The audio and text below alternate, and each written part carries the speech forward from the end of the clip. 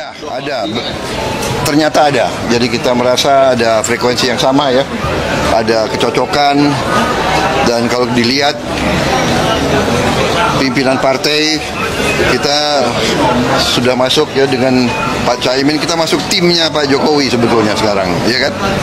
Jadi kita dari dalam kita memahami sulitnya pembangunan, tantangan yang kita hadapi ya. Tahun depan ini tidak ringan tantangannya. Ada kondisi geopolitik yang sangat membahayakan di Eropa, di Taiwan, di Laut Cina Selatan. Ini harus di-manage dengan baik. Juga masalah pangan harus kita manage dengan baik. Jadi untuk ini kita butuh suatu kerjasama yang solid, suatu frekuensi yang sama, dan alhamdulillah hari ini terima kasih Ketua Umum PAN yang berinisiatif ya. Inisiatif beliau ya, ini saya kira rakyat bisa lihat ya betapa kita kompak, kita harmonis. Tadi presidennya bicara berapa kali harmonis. Kunci rakyat ingin lihat pimpinannya semua kerjasama untuk rakyat. Intinya itu, saya kira. Dalam beberapa waktu ke depan akan ada upaya menggabungkan dua koalisi ini, Pak, atau gimana?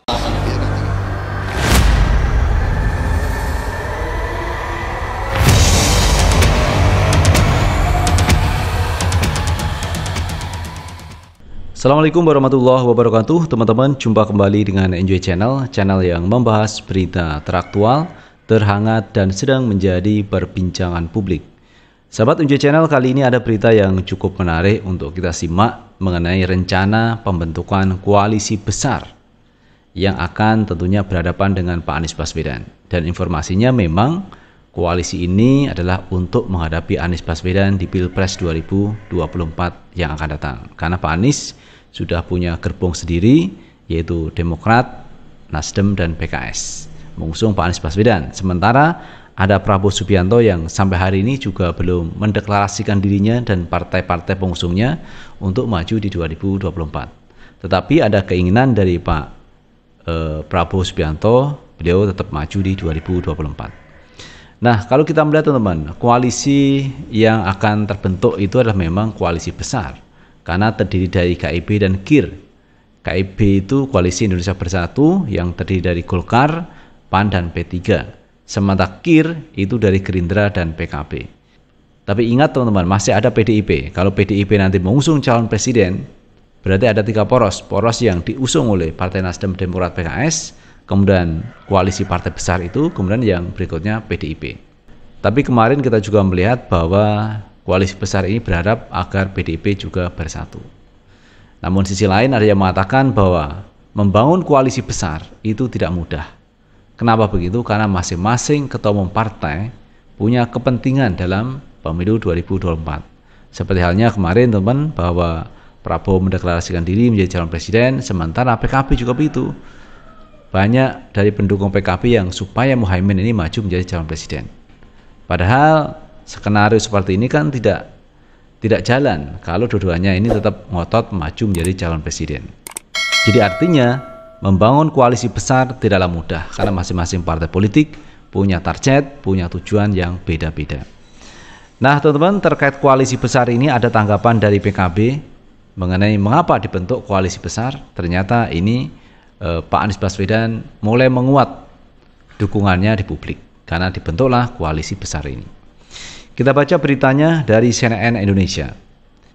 PKB ungkap koalisi besar yang digaungkan usai koalisi Anies Baswedan menguat. Wakil Sekretaris Dewan Suro PKB, Maman Imanul Haq berpendapat rencana pembentukan koalisi besar 5 parpol dilatar belakangi menguatnya Koalisi Perubahan untuk Persatuan yang mengusung Anies Baswedan sebagai capres dan belum bersikapnya PDIP soal capres di Pilpres 2024. Kelihatan banget bahwa PDIP masih ulur waktu untuk cari formulasi terbaik, sehingga yang buat agak gelisah partai-partai ini, kata Maman ketika berbincang dengan CNN di kawasan Kuningan, Jakarta Selatan, Senin 3 April 2023. Sementara yang dianggap rival utama kelompok Nasdem, Demokrat, PKS makin menguat, sehingga dibutuhkan koalisi besar. Itu melibatkan dua kekuatan, Koalisi Indonesia Bersatu dan Koalisi Indonesia Raya tambahnya.